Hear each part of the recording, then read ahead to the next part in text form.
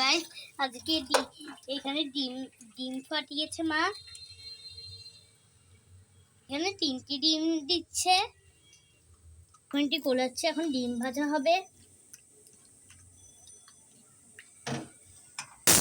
ডিমটা দিয়ে দিয়েছে, এই আলুগুলো দিয়ে ডিমটা রান্না হবে। এখন ডিমটা উল্টিয়ে দিবে। দেখুন ডিমটা উল্টিয়ে দিয়েছে, কি সুন্দর হয়ে গিয়েছে, কতটা বড় হয়েছে দেখুন।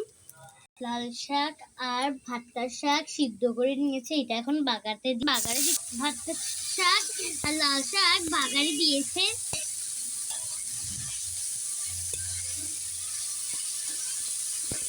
লাল শাক আর ভাতটা শাক হয়ে গিয়েছে।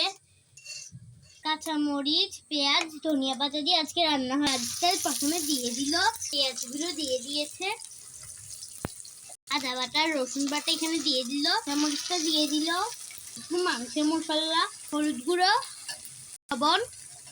আলুটা এখন কেটে নিচ্ছে। এই যে